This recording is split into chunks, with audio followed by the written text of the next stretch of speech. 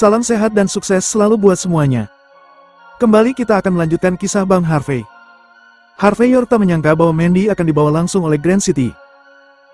Selain itu, dia juga harus mendapatkan perlakuan kasar dari Neve Foster. Langsung saja bersama gameplay ini, inilah kisah Bang Harvey chapter 6800 sampai 6804. Chapter 6800. Segera, Blade Jackson mengawal Harvey York melewati gerbang batu. Mereka kemudian menuruni anak tangga menuju ke ruang bawah tanah. Ruangan ini sangat lapang, dan mungkin terbentuk secara alami. Banyak bangunan buatan telah dibangun di ruang bawah tanah. Namun dilihat dari jejak bangunannya, bangunan tersebut setidaknya berusia ratusan tahun. Lampu-lampu yang sudah ditambahkan setelahnya menunjukkan bahwa ini adalah semacam kota bawah tanah. Segera, Harvey York dibawa ke tempat yang mirip dengan pengadilan kuno. Di depan ada plakat yang digantung tinggi dengan tulisan keadilan. Selain itu ada 3 jenis guillotino yang ditempatkan berbeda di sana. Di satu sisi ada potongan kepala naga dari emas, potongan kepala harimau perak, dan potongan kepala anjing dari perunggu. Tanah di depan pisau-pisau pemotong ini tampak hitam karena darah yang mengering. Seseorang bisa pusing hanya dengan melihatnya saja. Jelas, dalam ratusan tahun terakhir, banyak orang telah mati di depan 3 pisau tajam ini. Tapi Harvey York sama sekali tidak takut dengan pedang tajam ini. Dia mencari bangku dan duduk sendiri sambil melihat lingkungan sekitarnya dengan sedikit penghargaan. Mereka yang tahu, jelas tahu bahwa dia ada di sini untuk diadili, tetapi mereka yang tidak tahu akan mengira dia adalah pelancong. Sudut mata Blade Jackson berkedut sedikit lagi melihat sikap Harvey York. Tapi dia tidak mengatakan apa-apa, sebaliknya, seseorang mengirim secangkir kopi pahit ke Harvey York. Meskipun kopi itu rasanya tidak enak dan pahit, tapi Harvey York tidak merasa jijik, melainkan meminum 2 cangkir besar sambil melihat sekeliling. Seiring berjalannya waktu, segera, ada langkah kaki yang berisik dari belakang. Segera setelah itu, beberapa pria dan wanita berseragam muncul secara terpisah. Harvey York menyipitkan mata pada orang-orang ini, dan tiba-tiba menemukan bahwa pemimpin orang-orang ini sebenarnya adalah Clarion Parker. Selain Clarion Parker, ada orang lain di kelompok ini yang dia kenal. Dia adalah Mandy Zimmer. Clarion Parker membawa Mandy Zimmer ke sini. Harvey York menahan ekspresi saat ini, tetapi melihat ke arah Blade Jackson dan berkata dengan dingin. Bagaimana ini bisa terjadi? Bukankah seharusnya keluarga Jin yang membawa Mandy Zimmer ke sini? Blade Jackson yang berdiri di samping tidak berbicara, tetapi hanya menghela nafas. Harvey York. Mandy Zimmer yang melihat Harvey York di kejauhan, segera memiliki ekspresi lega saat ini. Dia baik-baik saja. Jelas, dia juga tahu mengapa dia dibawa ke sini. Tapi sebelum melihat Harvey York, dia takut Harvey York akan dilenyapkan. Melihat Mandy Zimmer hendak berjalan ke arah Harvey York, Clarion Parker melambaikan tangannya. 2 wanita berseragam segera menghentikan langkah Mandy Zimmer. Maaf, kalian berdua adalah tersangka. Untuk menghindari kolusi di antara kalian, dalam keadaan apapun kalian tidak boleh berdawaan. Dan jarak antara kalian tidak boleh terlalu dekat. Clarion Parker berkata sambil menyeringai. Harvey York, bukankah kamu sangat arogan saat menyentuhku sebelumnya? Bukankah kamu merasa sangat luar biasa? Mengapa kamu sekarang menjadi tahanan? Apakah kamu masih bisa menjadi luar biasa dan menjadi sombong? Pada saat ini, wajah Clarion Parker penuh dengan keganasan. Dia sama sekali tidak menyembunyikan kebenciannya terhadap Harvey York. Sekarang dia sudah menemukan kesempatan, jika ada kesempatan, dia pasti akan melenyapkan Harvey York secara langsung. Harvey York melirik Clarion Parker, tetapi tidak berbicara. Clarion Parker melihat bahwa dia tidak dapat mengancam Harvey York, jadi dia melirik Blade Jackson, dan berkata dengan dingin. Kapten Jackson, cepat bawa tersangka ke belakang dan kurung dia. Orang yang tidak tahu pasti berpikir bahwa dia ada di sini untuk berkunjung. Chapter 6801. Mendengar ini, sudut mata Blade Jackson berkedut, tetapi dia tidak mengatakan apa-apa. Dia hanya tersenyum meminta maaf pada Harvey York, dan kemudian melambai kepada seseorang untuk membawa Harvey York ke penjara di belakangnya dan menguncinya untuk sementara. Meskipun ini hanya sebuah simbolisme, Blade Jackson juga tahu bahwa Clarion Parker ingin mengambil kesempatan ini untuk membuat Harvey York marah. Tepat saat Harvey York dibawa pergi, Clarion Parker mengeluarkan ponselnya dan memutar nomor. Tak lama kemudian, terdengar suara ledakan dan pintu ditendang terbuka lagi. Setelah itu, rekan-rekan Durandal Parker muncul dengan wajah sedih dan marah. Orang-orang ini jelas dipimpin oleh seorang pria berambut panjang dan wanita yang memakai topeng. Setelah memasuki ruang sidang, wanita itu melepas topengnya. Terlihat ekspresinya sangat sedih, seolah-olah dia baru saja kehilangan suaminya. Adapun pemuda berambut gondrong, meski jarinya patah dan masih diperban, tapi ada aura jahat yang tak terkatakan menyebar darinya. Mandy Zimmer, Kamu berani melenyapkan tunanganku. Aku menginginkan nyawamu. Saat dia melihat Mandy Zimmer, wanita itu langsung menjadi marah. Dia bergegas lurus ke depan. Anak buah Blade Jackson secara alami ingin menghentikan mereka, tetapi mereka dihentikan oleh pria berambut panjang itu. Segera setelah itu, wanita itu berjalan tepat di depan Mandy Zimmer dan langsung menamparnya dengan keras. Plak! Diringi suara garing, Mandy Zimmer terhuyung-huyung beberapa langkah ke belakang. Segera setelah itu, wanita itu menjambak rambut Mandy Zimmer, menariknya, dan menamparnya lagi. Plak! Plak! Selusin tamparan mendarat, hingga membuat hidung dan wajah Mandy Zimmer memar dan bengkak. Setelah menerima tamparan, Mandy Zimmer berjuang berkata, "Siapa kamu?" "Aku tunganan Durandal Parker, Neve Foster. Kamu yang sudah melenyapkan tunanganku, beraninya kamu bertanya siapa aku?" Mandy Zimmer berkata dengan keras kepala. "Kematian Durandal Parker tidak ada hubungannya dengan kami." Neve Foster langsung menamparkan Mandy Zimmer dan berkata, "Tidak apa-apa jika kamu mengatakan bukan kamu yang melakukannya. Tetapi, jelas kamu sudah meminta bajing Harvey York itu untuk melenyapkannya. Beraninya kamu mengatakan tidak. Ayo, lenyapkan dia." Seiring perintah Neve Foster, pria berambut panjang dan yang lainnya mendekat sambil mencibir. Orang lain mengeluarkan pedang di tangannya, jelas ingin berurusan dengan Mandy Zimmer secara langsung. Blade Jackson terkejut ketika dia melihat pemandangan ini. Dia dengan cepat melambaikan tangannya dan meminta orang-orangnya untuk menghentikannya. "Cepat, jangan biarkan mereka menyentuh Nona Zimmer." Pada saat ini, Harvey York yang mendengar perintah itu juga menendang gerbang besi yang disebut penjara langit, dan bergegas keluar. "Siapa yang berani melakukan itu?" "Aku yang berani." Neve Foster berteriak keras. "Biarkan aku memberitahumu, aku di sini bukan untuk mengatakan apa-apa. Aku di sini untuk membalas dendam. Siapapun yang berani menghentikanku akan mati." Jelas, bagi orang yang sudah kehilangan suaminya, tidak ada yang luar biasa di depan matanya. Bahkan jika dia benar-benar akan menikam Mandy Zimmer sampai mati, dalam aturan di Grand City, dia akan dipenjara paling lama 3 atau 2 tahun. Adapun sisanya, dia bahkan tidak memikirkannya. Pada saat ini Neve Foster melihat Harvey York, sambil mencibir dan berkata, "Bukankah kamu perwakilan dari aliansi bela diri negara Ha? Bukankah kamu sangat kuat? Aku akan melenyapkan wanitamu di depanmu hari ini. Apa yang dapat kamu lakukan terhadapku?" Chapter 6802. Saat suara Neve Foster jatuh, selusin pria dan wanita muda di sekelilingnya mengangkat lengan baju mereka. Di dalam lengan mereka terdapat senjata seni bela diri, jarum bulu merak badai hujan. Benda semacam ini yang ditujukan khusus untuk master seni bela diri, jelas 10 kali lebih baik daripada senjata api. Namun Harvey York mengabaikan itu semua dan terus melangkah maju. Setelah itu dia berkata dengan dingin, "Berhenti. Siapapun yang berani menyentuhnya lagi, aku akan menghancurkanmu." Mendengar ini, Neve Foster mencibir, wajahnya penuh dengan penghinaan, dan kemudian dia menyipitkan mata pada Harvey York. "Apakah menurutmu jika kamu menyuruhku berhenti, aku akan berhenti? Apakah kamu sangat mencintai wanita ini? Apakah kamu merasa sakit saat aku menyentuhnya? Mari aku tunjukkan lagi." Neve Foster menendang Mandy Zimmer ke tanah, lalu menendang perutnya juga. "Jalan. Kamu jalan. Mari kita lihat siapa yang bisa menghentikanku melenyapkanmu malam ini. Lagi pula, tunanganku sudah mati, dan aku tidak ingin hidup lagi. Aku tidak akan berhenti sampai kamu mati." Saat berbicara, Neve Foster juga mengeluarkan jarum hujan badai di lengan bajunya, dan langsung mengarahkannya ke dahi Mandy Zimmer.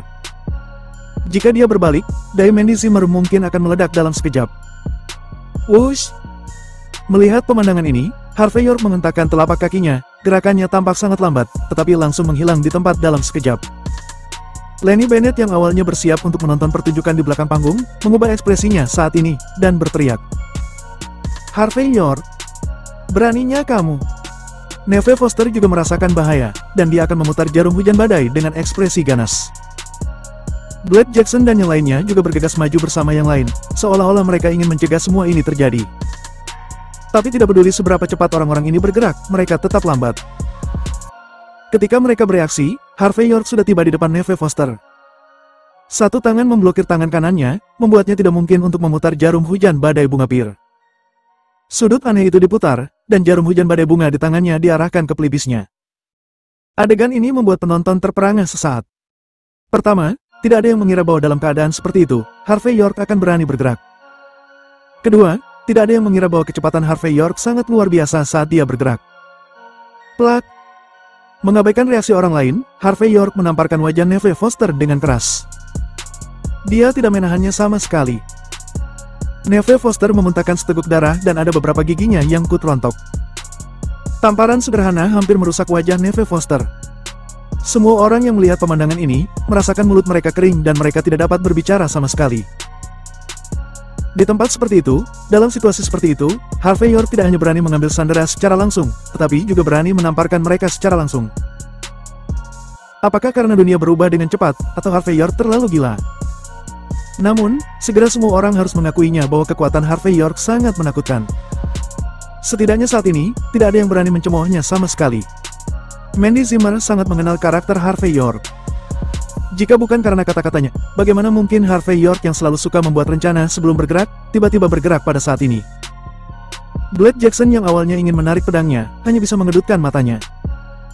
Dia tahu bahwa naga berenang melawan timbangan, dan berani menyentuhnya, kamu akan mati. Chapter 6803. Neve Foster, Lenny Bennett, dan yang lainnya berpikir bahwa dengan menangkap Mandy Zimmer, mereka telah menangkap pegangan terbesar Harvey York. Dan mereka dapat melakukan apapun yang mereka inginkan. Tapi mereka tidak menyangka Harvey York bertindak begitu agresif saat ini. Beraninya kamu Harvey York? Ada keheningan yang mematikan di arena. Setelah beberapa saat, Clarion Parker akhirnya tersadar, dan kemudian dia melambaikan tangannya, dan semua orang di sekitarnya bergegas mendekat. Jarum hujan badai di tangan puluhan orang diangkat pada saat yang sama, mengarah ke Harvey York. Mereka seolah-olah akan menjadikan Harvey York sebagai saringan. Bajing, beraninya kamu menyentuhku. Ayahku bahkan tidak pernah memukulku. Kamu ingin mati. Kamu hanya perwakilan dari aliansi bela diri negara H tanpa kekuatan nyata. Bahkan jika kamu memiliki kekuatan nyata, jika kamu melakukan hal seperti itu di depan umum, kematianmu sudah ditentukan. Wajah Neve Foster berkerut karena marah. Aku mungkin tidak dapat melakukan apapun padamu jika kamu tidak menyentuhku terlebih dahulu. Tapi sekarang, karena kamu berani melakukan ini, tidak ada seorang pun di dunia ini yang dapat melindungimu. Pada saat ini, ekspresi Neve Foster sedikit gila. Jelas, dia merasa Harvey York sudah mati. Di tempat seperti Grand City, di mana hukum raja sangat dihormati, Harry York sudah melakukan hal seperti itu dengan sembrono. Bahkan Tuhan tidak akan bisa menyelamatkannya. Di depanku, kamu sudah menamparkan wanitaku, dan kamu masih menanyakan konsekuensinya padaku. Harvey York menamparkan wajah Neve Foster lagi dengan punggung tangannya. Tidak ada lagi omong kosong. Percaya atau tidak, jarum hujan badai di tanganmu akan lepas kendali, dan kamu akan terbunuh sendiri. Pada saat itu, tidak ada yang akan datang untuk menyelidiki konsekuensi dari tamparanku padamu, kan? Lagi pula, tidak ada yang akan memimpin keadilan untuk orang mati. Saat berbicara, Harvey York juga melirik Mandy Zimmer yang tidak jauh, dan memberi isyarat agar dia mendekat kepadanya. Setelah memastikan bahwa Mandy Zimmer baik-baik saja, Harvey York menghela nafas sedikit. Melihat pemandangan ini, Blade Jackson yang ekspresinya sangat suram, tiba-tiba mengangkat pedang di tangannya. Dia menunjuk Harvey York dari kejauhan, dan berkata dengan acuh tak acuh. Perwakilan York mencegah Nona Foster berteriak di pengadilan. Meskipun ada kesalahan, ada juga kelebihannya, dan kelebihan dan kekurangannya sama. Tapi, meski begitu, sebaiknya lepaskan Nona Foster sekarang. Kalau tidak, jika terjadi hal yang buruk pada Nona Foster, jangan salahkan aku karena bersikap kasar kepadamu. Mendengar kata-kata Blade Jackson banyak orang di Grand City menjadi cemas. Tapi masalahnya, kepribadian Blade Jackson seperti ini. Semuanya dilakukan sesuai dengan hukum dan aturan. Dan tidak ada gunanya bagi siapapun untuk menjadi penengah. Pada saat itu, Clarion Parker menggertakkan giginya dan tidak punya pilihan selain berkata, "Sekarang, lepaskan Nona Foster, dan semuanya akan baik-baik saja. Tetapi jika kamu ingin melanjutkan, jangan salahkan kami karena akan melawanmu sampai akhir." Maaf. Itu dimulai saat kamu membawaku pergi dan membiarkan Neve Foster secara sengaja menyakiti orang. Apapun aturanmu, itu tidak masuk akal di depanku. Harvey York mencibir. Aku ingin helikopter sekarang dan membawa Mandy Zimmer pergi. Dia aman, maka dia juga baik-baik saja. Jika setengah rambutnya saja terluka, aku akan melenyapkan seluruh keluargamu. Chapter 6804. Mendengar kata-kata Harvey York, wajah Blade Jackson langsung berubah jelek. Sangat sulit bagi orang seperti dia yang telah mengikuti hukum dan aturan di Grand City untuk menerima kata-kata Harvey York.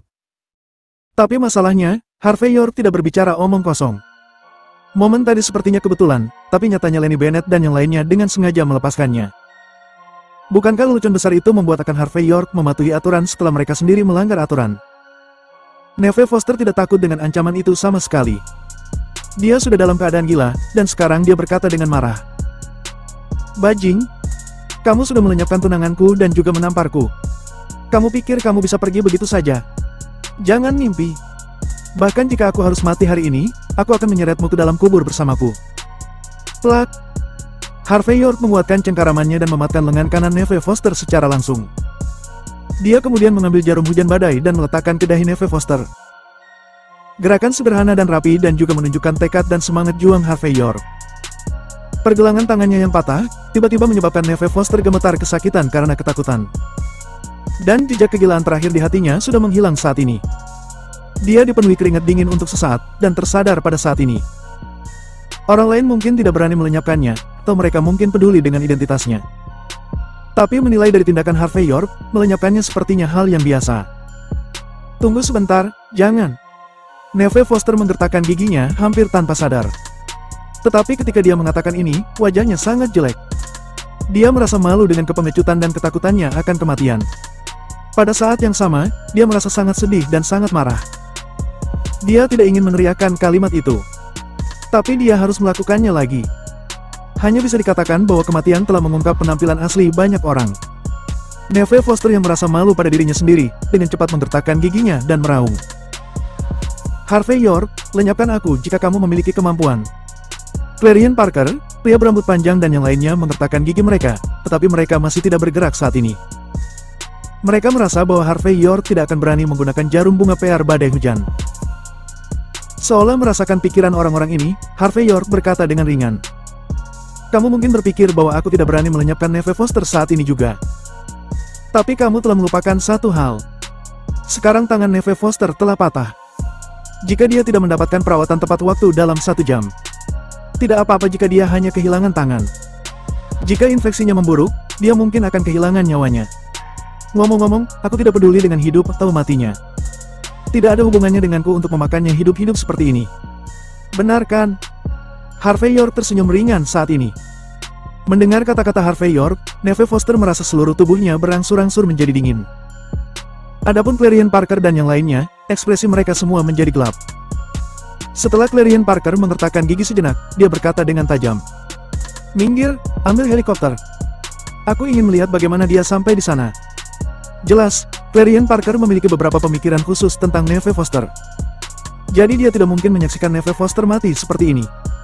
Dan dia memutuskan bahwa, dengan mempertimbangkan kekuatan Grand City, dan selama Harvey York melanggar hukum. Bahkan jika dia pergi ke ujung bumi, akan ada cara untuk menangkap Harvey York kembali.